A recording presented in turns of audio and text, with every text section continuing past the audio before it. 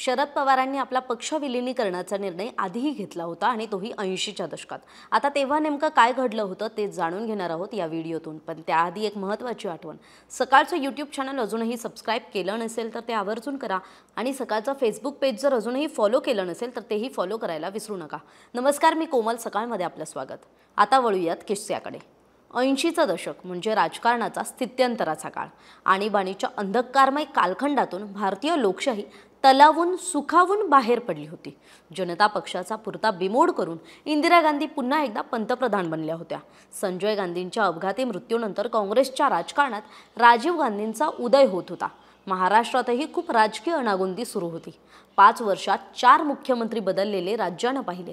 मुख्यमंत्री पदाच्या संगीत खुर्चीची सुरुवातच शरद पवारांच्या पुलोद प्रयोगापासून झाली होती। वसंतदादांचं सरकार पाडून मुख्यमंत्री बनलेल्या शरद पवारांना स्वतःची खुर्ची फार काळ टिकवता आली नाही। पुढे अंतुले, बाबासाहेब भोसले आणि पुन्हा वसंतदादा पाटील असे 4 मुख्यमंत्री बदलले गेले होते। काँग्रेसची शक्ल झाली होती। शरद पवार तेव्हा समाजवादी काँग्रेसचे नेतृत्व करत होते।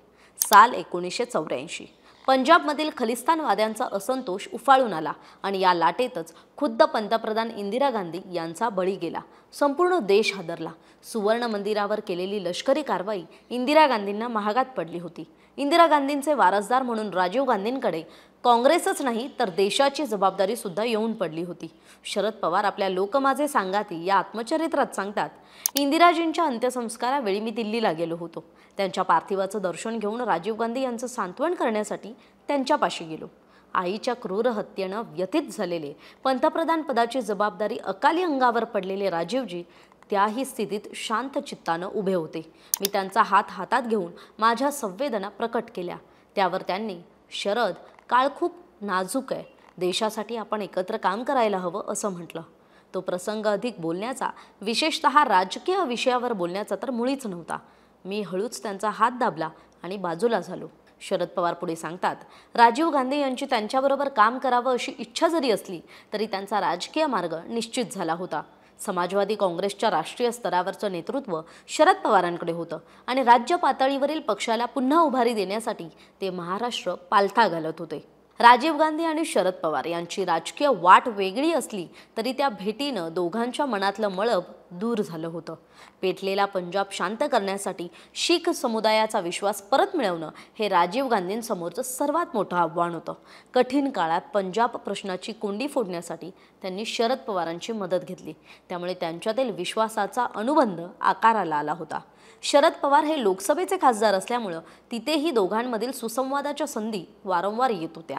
शरद पवार म्हणतात, आमच्यातलं हे व्यक्तिगत नातं काँग्रेसच्या पातळीवरही यावं असं राजीवजींना वाटत होतं। हे थोड्याच काळात स्पष्टही दिसू लागलं। इंदिरा गांधींचे राजकीय सचिव PN धर यांचा मुलगा विजय हा राजीव गांधींच्या घनिष्ठ मित्रांपैकी एक होता। शरद पवारांचेही त्याच्याशी चांगले संबंध होते। त्यामुळे पवारांना काँग्रेसमध्ये परतण्याविषयीच्या प्राथमिक चर्चांमध्ये बोलण्याची जबाबदारी त्याच्यावर टाकण्यात आली होती। शरद पवार आपल्या आत्मचरित्रात सांगतात की हा संवाद सुरू होण्यापूर्वीच पक्षातल्या सहकाऱ्यांची मतं मी आजमावली होती।